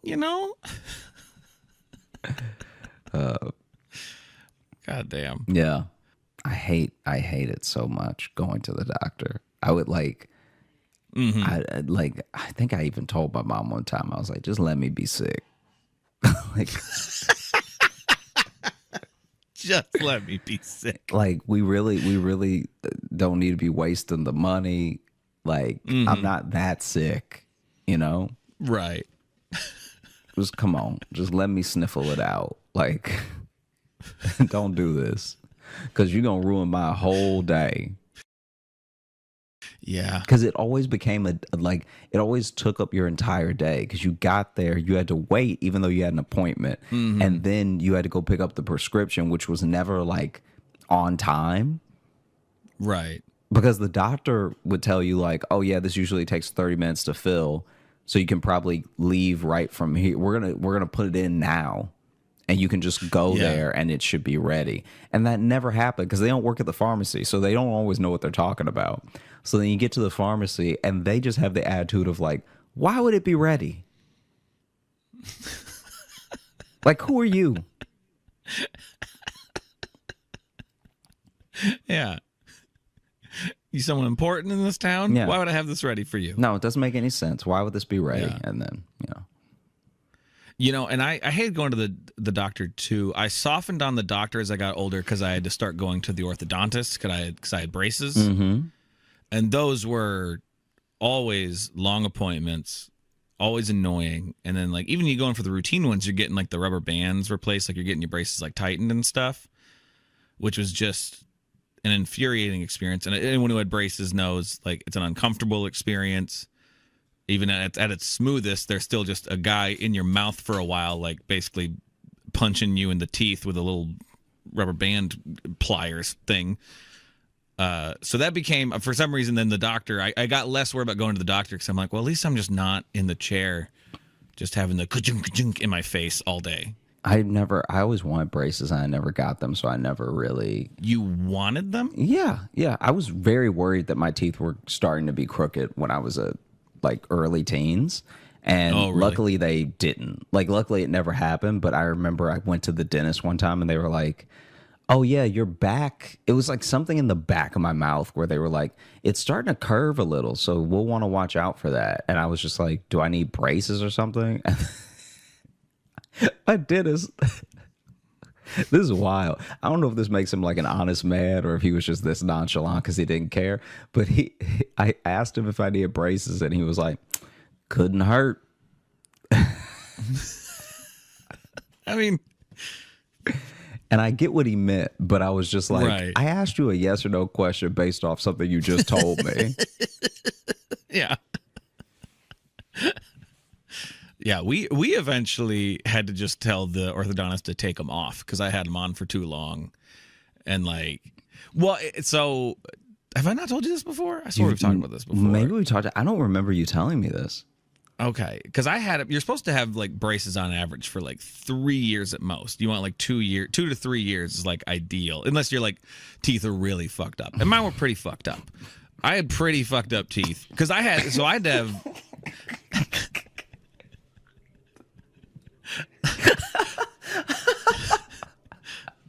I mean, I had to have dental surgery when I was like 11 or 12 because I had teeth coming in under other, like I had extra teeth in my head just coming in at like wild angles and underneath. I had one that was coming in underneath some of my bottom teeth. There was one coming in like sideways. Just my teeth. I had a bunch coming in just all wrong. Your teeth were weeds. Kinda. So they had to do surgery just to like get some, because if some of those would have come in, it would have just completely messed up like any of my teeth. So we basically had to have surgery for them to go in and like take out the extra teeth. Like I just had too many teeth in my head. This is insane. We've definitely never talked about this. You never said these words to me, or else I would have remembered it. This is insane. But so I had to have surgery. I had dental surgery Teeth when I was coming into my head. Coming in my head and coming in wrong. It wasn't just that there was too many. They were also doing teeth wrong. Oh, but so I had to have surgery to get teeth removed. That was my first time like dealing with anesthetic and stuff like that. Like that was a wild. trip. I wonder if teeth talk.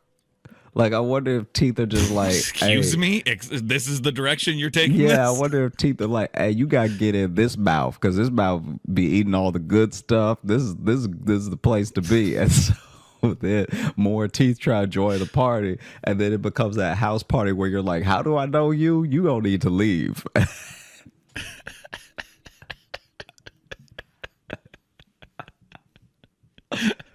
What? Yeah. Okay. They also, I can't believe they told me this because again, I'm like 11. Mm-hmm. And I know they gotta tell the risks, but like, tell my parents. Don't tell me. I'm a kid. What am I gonna do except for freak out? But they straight up told me that one of the teeth they were taking out was next to an artery, and they're like, "Yeah, if we hit that, that'll be really bad." And I'm like, "Why would you?" Even as a kid, I was like, "Why tell me that? I can't do anything. There's no papers for me to sign. I'm 11. Like, what are you doing?" But it was fine. But then I had to get braces and to sort out the remaining teeth. Yeah, they And, just to fence them up, to put them in line. No more parties. Yeah. Fun's over. Okay. And like braces really helped. Made my teeth way better because like I had like some like my back teeth like weren't touching right. Like my mouth was messed up as a little kid. I don't like really remember it, but when I think of the reason why I had the surgery, I'm like, man, my teeth must have been screwed. I just think about your teeth clapping. I think I had teeth coming in behind like other teeth Yeah, on that's like what one I of my mean. rows. It's like yeah. your teeth were trying to take a family photo. And Trying to find their window. they were oh. It was like I had two sets of adult teeth coming in. Like I just, because these were all my adult teeth coming in. These weren't baby teeth still. Okay. This is the darkest scenario. You may need to cut this. Okay. Do you know Yeah. if maybe you're a twin? Because maybe you ever hear about those people? You ever hear about those people that absorb their twin? That's why I have extra teeth. I think that might have been your twin trying to bite your mouth. Is that I absorbed a twin? It's possible. There are twins on both sides of my family. Yeah, I think that maybe you're a twin, and that's the There's supposed to twin be was 4 just Nielsen boys, but trying to bite. You know what I mean? Like was trying to hey, I'm here too. Listen, I've always been a performer. I don't like to share the spotlight. So. Yeah. So you went ahead and sucked up all the nutrients. Give me them teeth.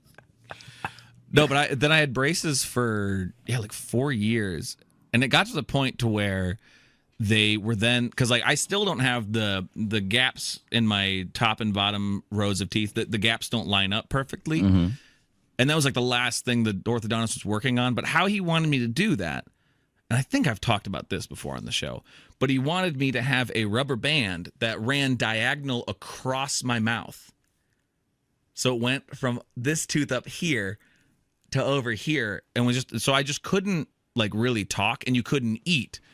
I mean, you'd have to take it out and whatever, but they just wanted me to be having a rubber band just across my mouth at all times, which just felt weird because then it's just pulling your jaw over.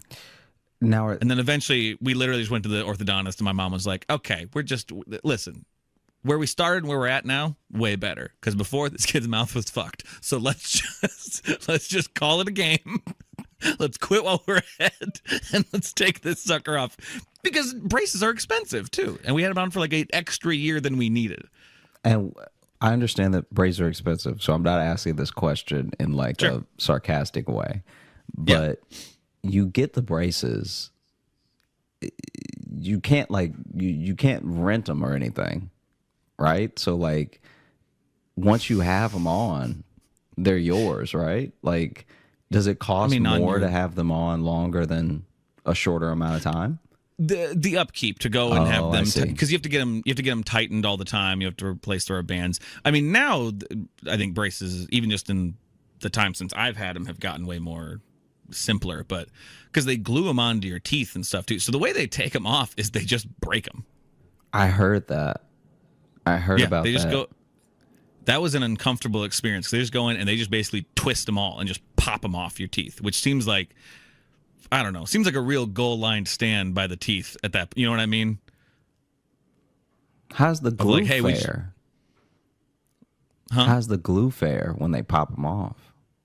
Just snaps. Just cracks off like the way they do it. I think they did something to like weaken it, but then they just have to like pop them all off because I had all the old metal brackets. Like now I think kids have them slightly different. Mm-hmm. My dad, when he was a kid, that was when they used to have to individually put a metal thing around every tooth. I remember when I was in high school, I think I only ever met 2 kids who had headgear because headgear was going out of style. Like we finally advanced past headgear. Yeah, they kind of learned how to do it in mouth. But it's so funny to think that they used to be like, there's no way to fix your teeth without the back of your head having something to do with it. Like if we want to fix this tooth, we're gonna have to start from the hairline down. All right.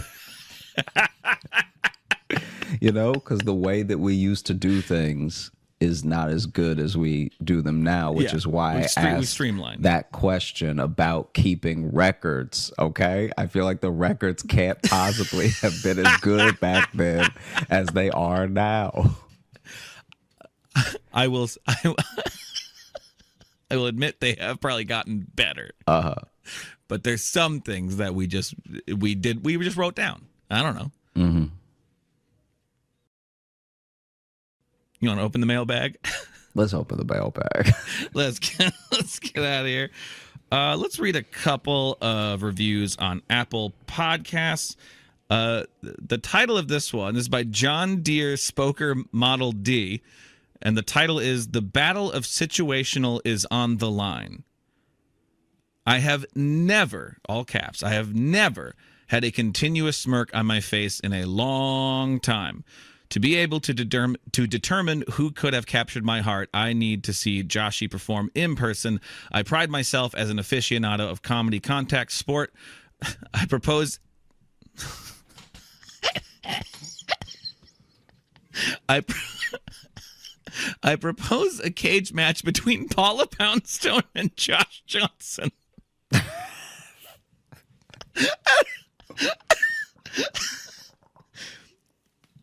Porsche gliders or cats must be prohibited in order to guarantee a fair fight. What's a porch glider? I don't know.